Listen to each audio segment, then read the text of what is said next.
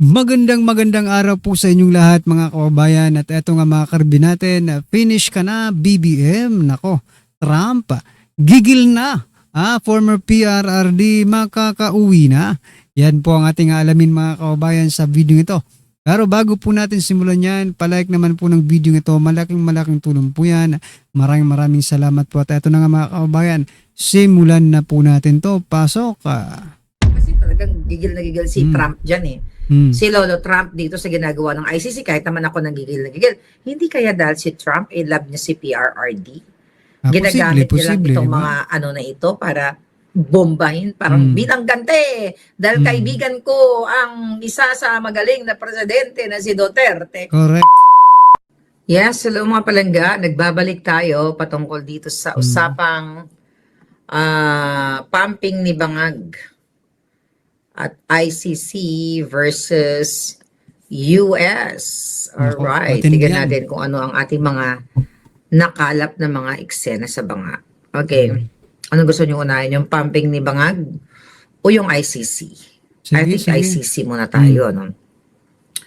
We'll see kung just give me a sec here. Kumusta na kayo? Mag-share kayo. Tulog na bang mga hita? Tingnan ang ating mga ICC dahil nagkakaroon ng breaking news, ano ba to, backlash dahil may mga kumakampi na bansa ngayon. Alright, based saan banggaan, ang balitaktakan ng of course ng bayan ko, okay, bayan kong minamahal. Okay, well, sa bayang minamahal muna natin kung saan ang Estados Unidos, di ba? Usapan natin atong panibagong sanction nga dito sa kanilang president na si Tomoko Akani, right? Dahil nga sila ay pinopoliticize nila, hindi naman talaga sila nandiyan to protect kung yung sinasabi nila na mga lumabag sa human rights.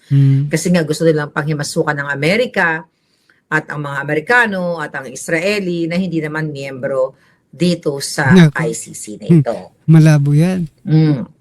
Mahabang naging talakayan natin dyan kahapon. So, ganun talagang ugali nitong hinayupak na ICC, no? Kahit hindi nila mga miyembro, pinapakialaman nila. Tulad nila ng Pilipinas, hindi naman miyembro ng Pilipinas, pero nakikialam pa rin sila. Hanggang ngayon, mga kababayan, ha? At may mga nagsalita dahil, isa-sanction sila, mapuputol ang kanilang operation, di ba? Kasama itong si Senior Trial Lawyer Abdoulaye Seye ng Senegal. Alright? Tapos October 18, nung pinaskill ng US Treasury, what do you call it? Ng US Embassy, ng White House. Okay? Yung statement, di ba? Ni Rubio ng State Department na sinasanction nila itong 2 taong ito. Alright, so syempre nakikiusap, naghanap ng kakampi yung mga tiwali sa ICC. Kaya noong August 18, ayan, basis... Magpakampi sila kay President Bongbong Marcos Jr., baka sakaling tulungan sila, di ba? The news na binabasa natin ay totally inilagay ng US Treasury list. Okay? Etong, mga sinanction nila. And, ano ang practical effect nito? Narinig yun pero ulitin natin na kung meron silang kayamanan, tagong yaman, okay, o mga assets na hawak o sakop ng US jurisdiction, okay, pwede itong i-freeze, i-block, pigilan, okay, i-limit yung kanilang mga transactions when it comes to their properties, credit cards, kayamanan, lahat na yun. Pag sinabi mong tagong yaman, di ba? Hindi ko naman sinabing nakaw na yaman. Tagong yaman. Kasi pwede mo naman itago ang iyong yaman. Sanction ang ipapataw na. I mean, that's my understanding, not Senate. Secretary Rubio ay talagang naninindigan at nagsabi na nga corrupt at pinopolitika lang. Or the exact word is corrupt and fatally politicized supranational court. Hindi ko na uulitin dahil para na tayong maikolalya, pero sige, ulitin pa rin natin yung ginawa nila kay PRRD na nakipagsabuatan sa gobyernong Bangag kay Marcos Jr. para maging successful sila para kidnapin ang ating palanggang presidente. Alright? Ulitin natin, hindi miyembro ang Amerika o ang Israel sa ICC. So definitely, wala silang jurisdiction para mag-imbestiga, putang ina nila. Nako. Di ba? Bakit sila mag-imbestiga? Hindi porket sinabi na ito ay lumabag sa kamarapatang pantao ay sila na kagad ang magpapasok sa picture. Bakit correct, hindi nila ngayon litisin yan si Marcos Jr. Di ba? At si Lisa Tanas. Kasi they talk about what? Human rights? Yung pagnanakaw ni Marcos Jr. everyday. Yung paghahakot ni Lisa Tanas ng pera everyday, di ba? Human rights violation yan. Kasi pinagnanakawan nila ang pera ang Pilipino. Kaya nagkaroon ng mga kamatayan, paglubog sa baha, na hanggang ngayon, Correct. lubog na ang mga bahay. Pero sabi ni Bangag, meron siyang current statement na, yung mga dating second floor, ngayon nasa tuhod na lang. Sinungaling ang Jotan Dinemes. Tapos may 24 Later on, hours pag-usapan daw. natin yung kanyang Ano na eh. pumping scene. Grabe. Okay? Ang kanyang kabulian. Baka tulog pa ito. Banga-banga Alright. pa rin. Because of that, mga kababayan, syempre nagkampi-kampi. Nagkampi daw ang Germany. Sabi daw ng Germany, we stand by the ICC. We stand, sabi ng German, who is this? Foreign Minister. We stand by the International Criminal Court and its President Tomoko Akani. Okay? So, we don't know kung ano ba talaga, paano ba yun? Ano kaya magaganap dito? Masa-sanction din ba ang Germany or what? Ano ba to? Ano bang magiging end game nitong sanction sa ICC at may mga kumakampi-kaping bansa? Magkakaroon talaga ng mga bilateral effects ito. We don't know yet. Okay? May mga magkakaroon ng mga conflicts later on.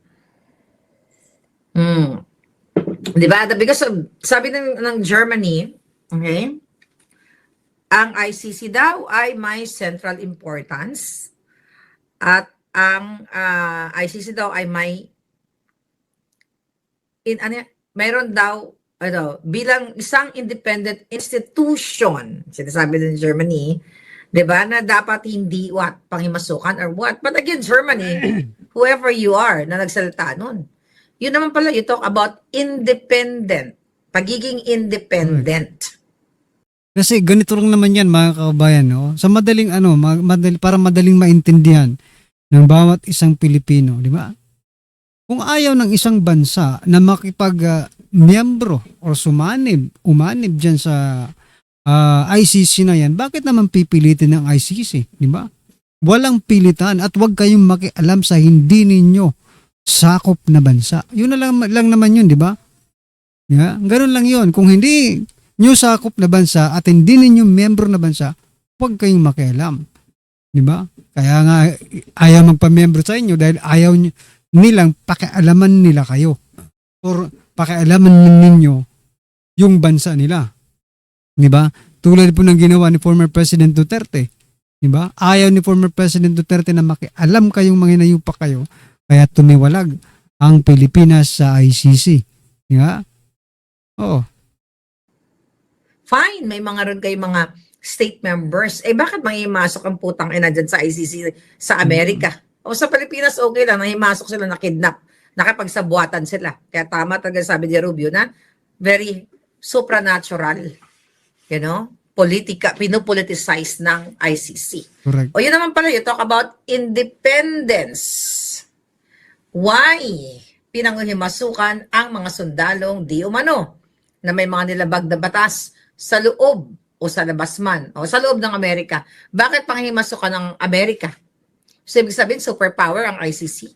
So, ibig sabihin, pag may mga nagsumbong na mga kaliwang grupo, kunyari, mga NPA, dahil marami na rin dito sa Amerika, na si ganito, si ganyan. Si certain sundalo, ganun-ganon. So, wala ng power ang US Supreme Court. Dapat doon na sa ICC. So, nakita ninyo, mga utak-bangag na yata itong mga ICC na to, no? Well, hindi mga utak. Mga utak-bangag na rin talaga sila. So, ganun pa man, okay? Ang sinasabi dito, ano pa mga nagsalta? Japan, ang European Union nagsalta na raw ng full support sa ICC. Ang kanilang official statement, the European Union reiterates its unwavering support for the International Criminal Court. Tignan natin kung hanggang saan aabot itong ganitong mga balitaktakan. Ayan, ang sabi, the EU stands firmly with the ICC. Ang sabi ng EU daw, dito sa article na ito, kailangan daw maging free ang ICC from pressure. Hindi daw dapat pressure o in-intimidate o magkaroon ng interference at yung sanctions na ginagawa sa kanila ng Amerika laban sa mga court officials kasi daw nakakasira ng trabaho. Ngayon, another EU, okay? I don't know, alam ba ng EU yung ginagawa nitong ICC na ito, itong particular na mga tiwali na gusto nila manghimasok, ay magkakagulo ang magka-world war na naman. Di ba? Correct. Oh, kapag ganito, I hope not. Well, actually, sa panahon ngayon, kakagulo na talaga ang mundo. Dahil wala nang kalayaan ang mga tao sa panahon ngayon, lalo sa Pilipinas. Kung sino ay makapangyarihan dyan sa pondo ng bayan, siya ang nananaig katulad ni Bangag. But hindi ka pasisiguro Bangag. Baka sooner or later, ma-addictus ka, ma-overdose ka, pumantay na yung paa mo dahil addictus o inihiyakap ka na ni Aida. Nako. O kayo ni Aida. Right? Ang Netherlands naman ay ganun din. Ang Spain ay ganun din. Sinatawag ng Spain daw na cornerstone of the international criminal justice bullshit. Look at Spain now. Nakita niyo ba yung nangyayari sa Spain? Na yung mga Moroccans, I don't know kung malahat yun Moroccans, ano? Diba, dumaan sa dagat, dumaan sa, I forgot the city, no? Pero, binuhusan o bumaha, not binuhusan, bumaha ang mga illegal aliens. Kaya nga in-alert ng Amerika yung may mga borders, na baka mamaya makarating yung mga yan dito, but yun, malayo-layo pa naman siguro yan. Malayo, hindi siguro, malayo talaga. So, diba, nilusob sila ng mga illegal aliens. See that, Spain? Ano nangyayari sa inyo? Hindi yun na-control yung border nyo. Tapos ngayon, saw kayo dito sa ICC about human rights. Asa naman ang human rights sa mga Spaniards? Yan pa naman ang second home ko na feeling ko na, nung pumunta ako sa Espanya, I feel like home. Di ba sinabi ko yan sa inyo? Paano na ako titira dyan? Paano na ako lilipat dyan? Nakabili pa naman ako ng lupa sa paso dyan. Hoy, Espanya. Paano nyo? I wish marunong ako mag-Espanyol. Dati nagkaralalalan ako. Meron ako Spanish 1 to 4 pero nakalimutan ko na. Okay? Nakakapag-communicate naman ako sa mga Espanyol dito. To gusto, senyor. To gusto buli, ti bangag, ti agoha, di sundot. Di ba? To gusto, bangag. Ano ba ang buli sa Espanyol? Bangag, to gusto. Sundot, da joto, tabuli. Oh, yan. Anyway, going back sa pinag-uusapan natin. Ay, nako. Before sana ang mga ibang bansa na magsasabi about independence, diba? Walang kalayaan ang mga Espanyol. Nosotros, vosotros. Nostradamus. Right? Ano ba, matagal ko na gusto magpagpatuloy yung aking pag-aaral. Dami ko na gusto pag-aralan. Hindi ko magawa-gawa dahil sa paglaban sa Chutang Ginimes ng mga kawatan sa bayan. Go. Seriously speaking, you talk about human rights. Nasaan ang human rights ng mga Espanyol ngayon? Nilusob sila ng mga illegal aliens. Anyway, mga kababayan, ito pasadahan din po natin itong balitang ito. Nako, bilyon-bilyon pala mga kababayan ang pondo sa flood control sa Bulacan pero baha pa din. Pasok. Nag-worse po. Nag-worst. Ayan. Nag-worse po actually. Nag-worse daw, lumala. Nag-worse po yung baha. Hello? Opo, nag-worse po yung baha. Okay. Sige. Actually, napapansin po namin tumataas ang high tide eh. Opo, hindi Tumataas po siya eh. No. Yung po kasing high tide, Tumataas po siya. talagang given po yung high tide at lalo po sa pataas. Anyway, so kung lalo pong nagiging masama ang sitwasyon ng pagbabaha sa Bulacan, sa inyo ho bang palagay maliban sa high tide na ito na nagiging dahilan po kapag may mga high tide nga, Yun ho bang ginagasta ng gobyerno para sa mga flood control projects Nako, ayan ninyo ay nagiging epektibo?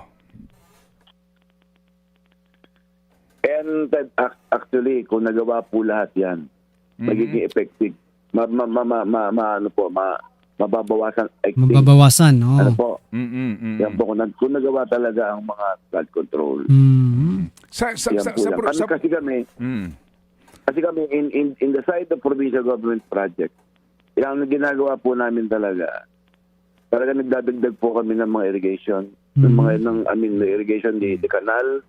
Of course, pag gumagawa po kami ng mga kalsada, dati po may mga kanal po yan, drainage po yan sa gilid. Oo. Ayan po yan. Kaya nataas po kami ng nagiging kawawa naman kasi naiiwan yung mga bahay. Most especially dito sa bandang Malumpitan na Gunoy. Opo. Yung catch basin. Yan Opo, po. sige. So, Governor, ang probinsya po ng Bulacan, magkano po ang inyong budget? Budget po lamang ito, ninyo para po sa Kung ako dito kay Manong Ted Pailon, interview niya dito Magkano budget? mga flood control projects po. Sa inyo pong term, nakakamagkano na po kayo? Ngayon pong taon, magkano? Last year, magkano ang yung first term po ninyo? Do you remember? Wala po akong laptop pong hawak. Nasa at po natin, engineering office. Estimate po ninyo. Estimate. May mga project po tayo. Opo. Mga estimate po ninyo. Mga May magkano po? project po tayo. Estimated. Siguro less than mga 900 po. 900 million lang. Opo, 900 po, mga ganon. 900 million. Opo, 900 Opo, million. opo. Okay. Bulacan po ito, ha? Opo, yes sir, Of course, kasi Bulacan po ating pinag-uusapan. Governor, Opo. Governor, ngayon pong taon o even last year, do you remember magkano po ang naging alokasyon sa inyo ng National Tax Allotment? Wala pong hawak na datos dito. Nasa Treasurer's Office po natin. Pero, wala pong hawak dito. Opo. Pero hindi niyo ba natatandaan kung magkano ito, more or less po, kasi palagay ko madali matandaan yan taon-taon eh. Umamin na po, kayo. noong 2021, ang Gobernador, inyong tinanggap ay 5.09 umamin na kayo. billion, no?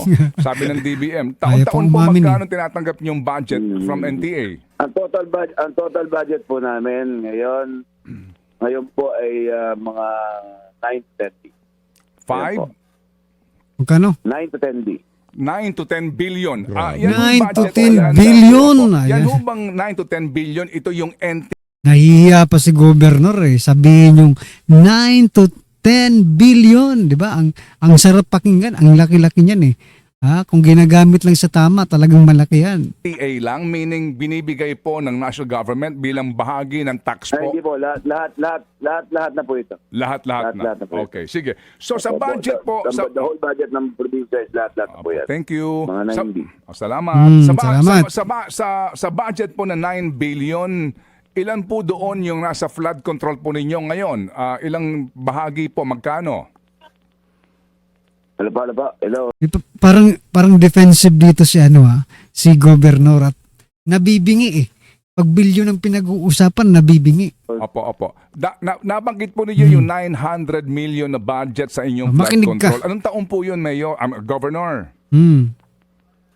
Opo, Walang alam na last year naman? po, I think that last year and this year. Ano po? Last year and this year. Last year, okay. Opo. Opo. So this year po, meron pa rin po kayong budget sa flood control. Wala po kami flood control. Wala. Hindi po kami nagpa-flood control.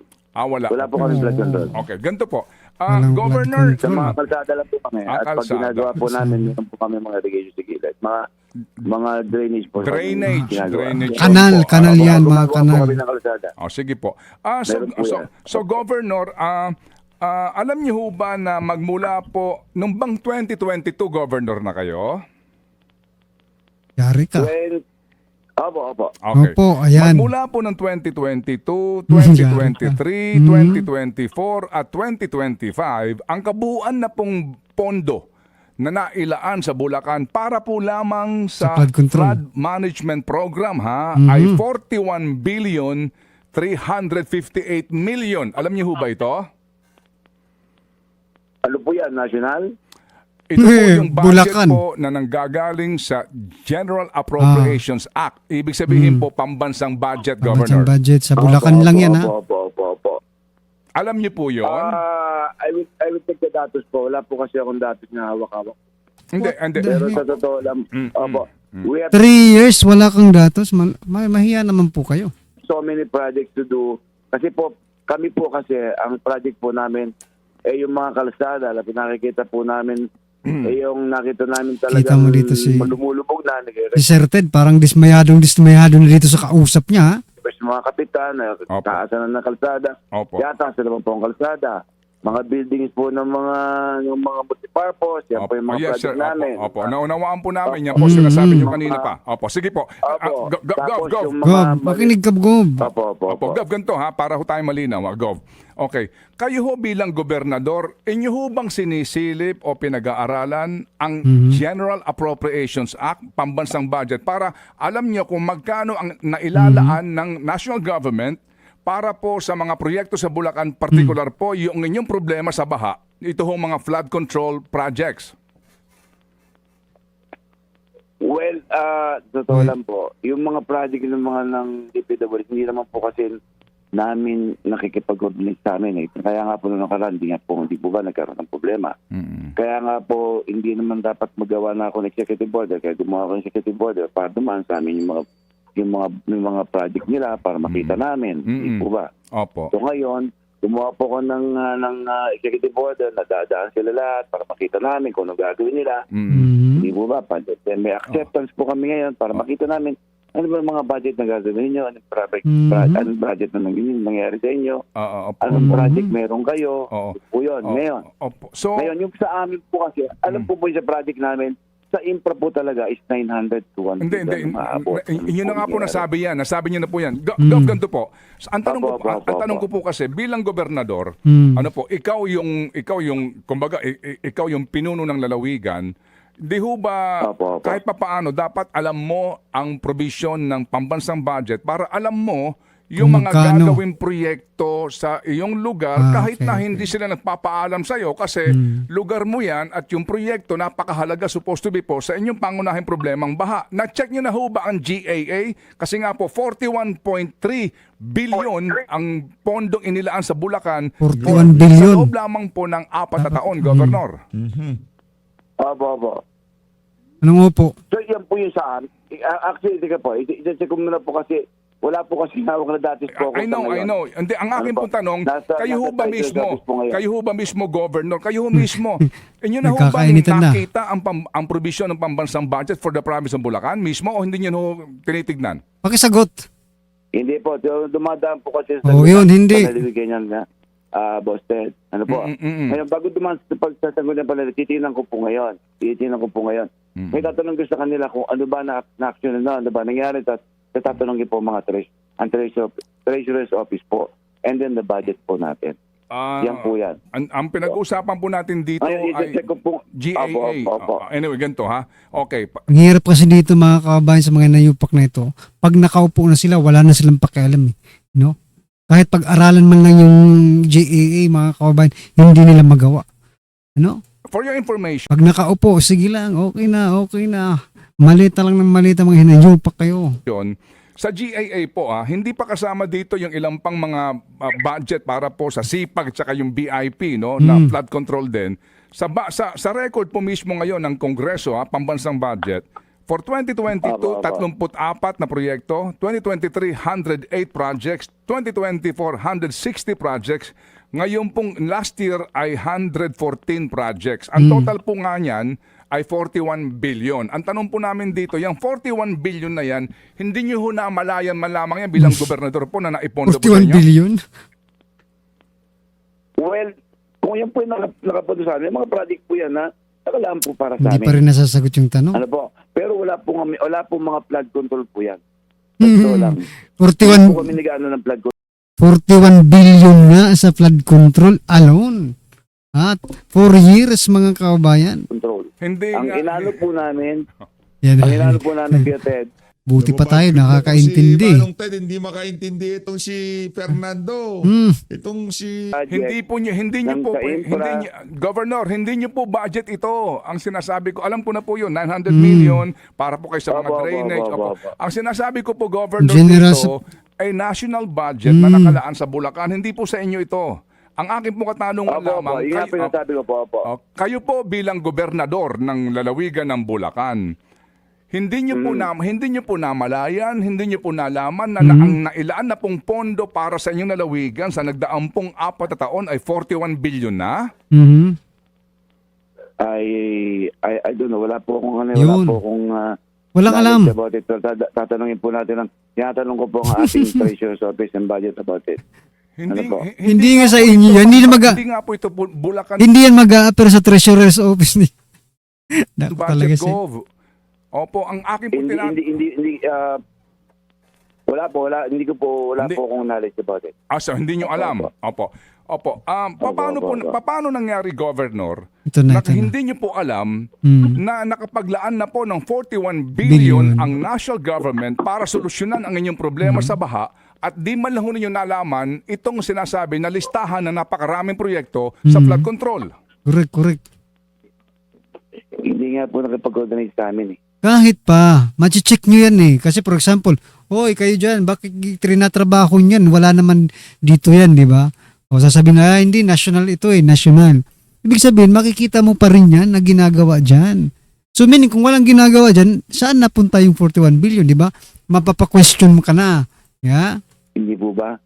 Kaya nga po gumawa po ng executive order para malaman ko kung magkano yung budget na nakalaan para sa kanila. Hindi naman po ako dapat gumawa ng executive order eh. Yan po ay dapat Wala ipaalam pa rin. sa amin Opo. ng DPWH. Hindi nga po kaya nga po gumawa ako ngayon ng executive order na dapat lahat ng proyekto na dadaan po sa amin Okay. para alam Opo. namin. Sige po. Doon po sa Sige, inyo sige. pong 20 bayan at 4 na lungsod, ilan po doon ang inyong kaalyadong mayor? Aliado. Ibig sabihin po kapartido. Opo, yung inyo pong kapanalig. Opo, kapartido. Panalig. Yung inyong supporter nyo. Opo. Teka po, mga Di ma'am, may binibilang pa. siguro po mga kasi kung bibilangin po natin yung matagal pa na, mga 6, Ilang porsyento na lang. 1, 2, 3, siguro po mga 18, 19, 20. Okay, sige. 18. Okay.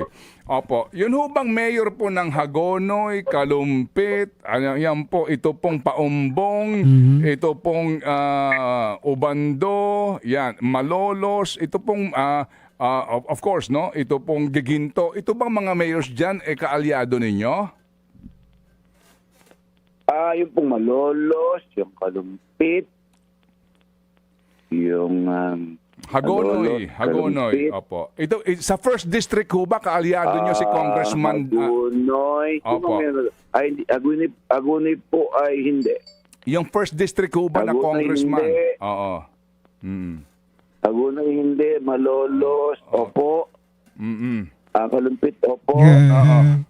Yung Ginto ay Bilisan natin to Hindi ha. po. Forward natin mga sige, kabayan. Sige. Aliado ninyo, hindi man lang po sa inyo medyo nagsasabi na, Gov, may ginagawa sa amin project ng DPWH. Gov, may flood control project na ginagawa sa aming lugar. As in, wala pong katimbre-timbre sa inyo, Governor?